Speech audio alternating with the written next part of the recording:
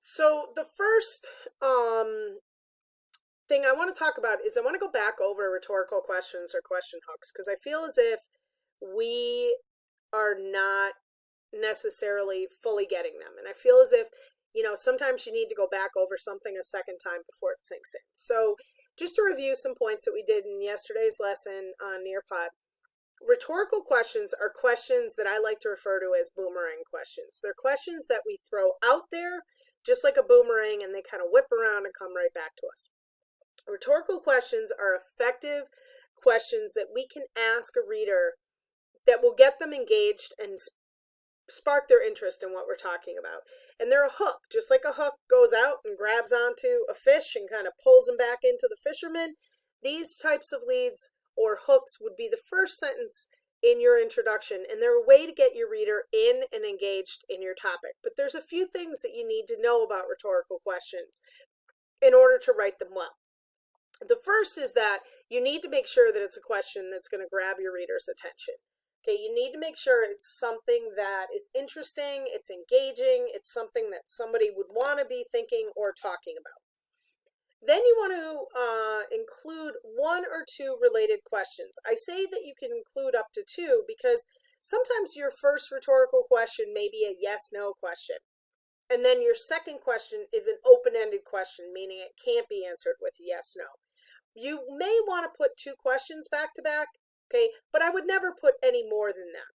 And if you were only using one question, please make sure it's not a yes-no question because yes-no questions aren't really going to cause somebody to think. They're going to come up with their answer, yes or no, and then they're going to move on. You won't really get their attention, and it won't meet the purpose that you're trying to accomplish with using the question hook.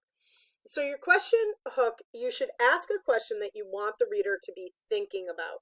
So a topic that you want them to really be engaging about. So in this case, our question hooks, we want them to be about Malala and her bravery and her courage and the things that she experienced and the world that she lives in and what she's fighting for. We really want to ask a question that gets them thinking about the topic of what it is that we are going to be writing about. So yeah, you can ask somebody what it may feel like if they woke up tomorrow and they were a kangaroo. But if that's not what you're going to talk about in your paper, then why even include it? Your hook should really hook them and get them to start thinking about the topic or main idea of your paper.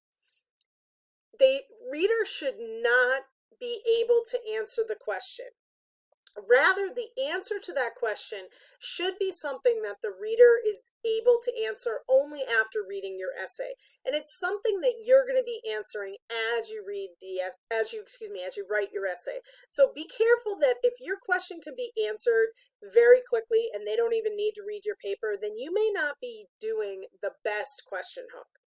Again, it should not be a yes-no question. If you're going to use a yes-no question, it should be one of two that are back to back. Maybe the first one, would you like it if you didn't have to go to school? And then you could follow it up with, can you imagine what it was like if you couldn't go to school even though you wanted to? How would your life be different, right? You want to make sure that you're adding a second question if your first question is yes, no, or just avoiding yes, no questions altogether.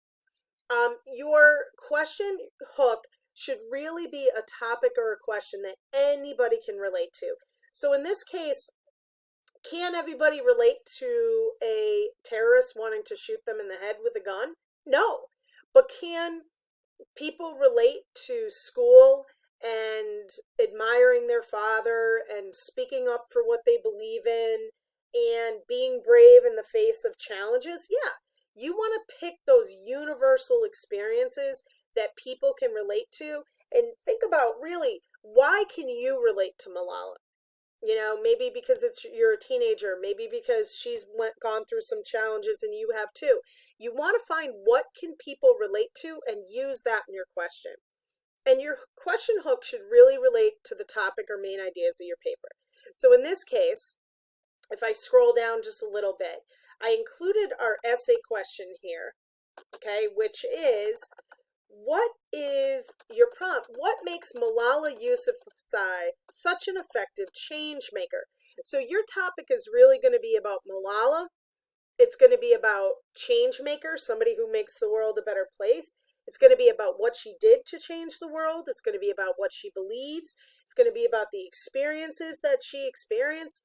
And it's really going to talk to the reader about what it is that you're going to be trying to explain or prove in your paper.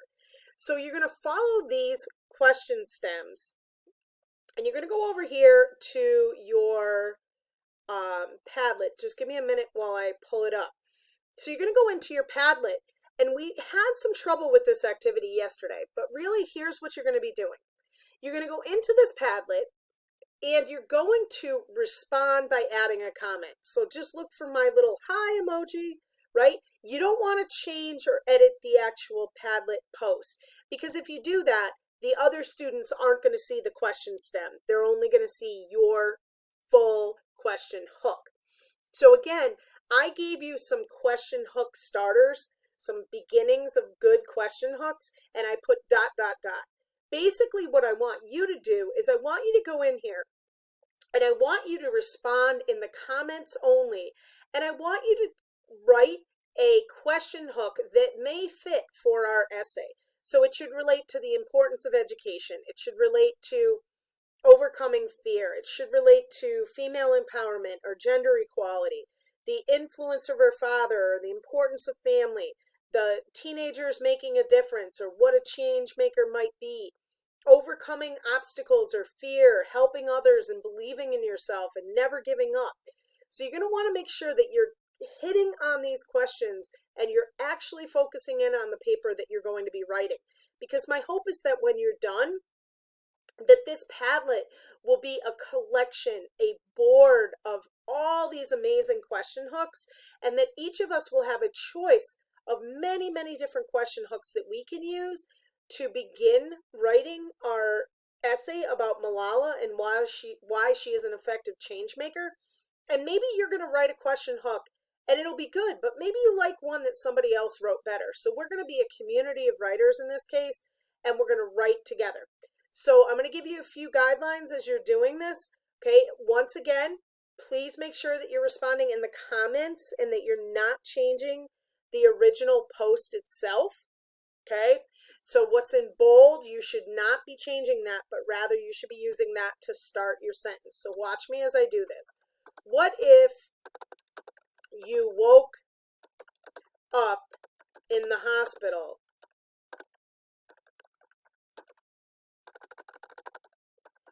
and your family told you someone tried to kill you, right? Relates to Malala. So I'm going to add that in there, right?